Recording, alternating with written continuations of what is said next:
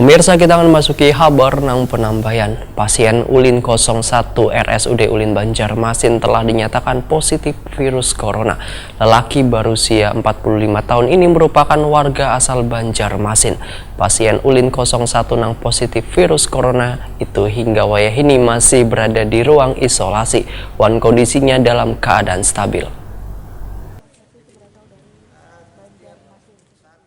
Pasien Ulin 01 di RSUD Ulin Banjarmasin telah dinyatakan positif virus corona. Lelaki berusia 45 tahun ini merupakan warga asal Banjarmasin. Juru bicara tim gugus tugas pencegahan, pengendalian, dan penanganan virus corona Provinsi Kalimantan Selatan, Muhammad Muslim, Wahetakoni Prima TV di kantor Sekda Pemerintah Provinsi Kalimantan Selatan, Kamarian Minggu 22 Maret 2020 memandahkan pasien Ulin 01 nang positif virus corona itu hingga ini masih berada di ruangan isolasi, dan kondisinya dalam keadaan stabil. Setelah menunggu hasil laboratorium keluar dari Litbangkes, maka pasien Ulin 01 melalui masa perawatan seminggu di RSUD Ulin Banjarmasin. Kepala Dinas Kesehatan Kalimantan Selatan ini pun menegaskan bila pasien positif ini pun memiliki riwayat perjalanan ke beberapa daerah terpapar virus corona, nangkaya Jawa, wan Bali. Menurut Muhammad Muslim, wahini untuk pasien dalam pengawasan jadi bertambah sebanyak 6 orang. Seorang pasiennya adalah merupakan warga asal Banjarmasin yang baru dirujuk ke RSUD Ulin Banjarmasin pada malam Minggu 21 Maret 2020. Sedangkan untuk pasien Ulin 06 telah dilakukan tes swab tenggorokan dan telah dikirim ke Litbangkes.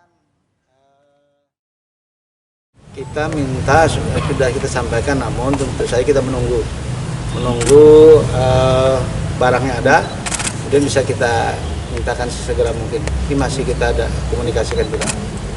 Untuk pasien yang informasinya 1 dari 5 Pak, ada positif, benar kah Pak?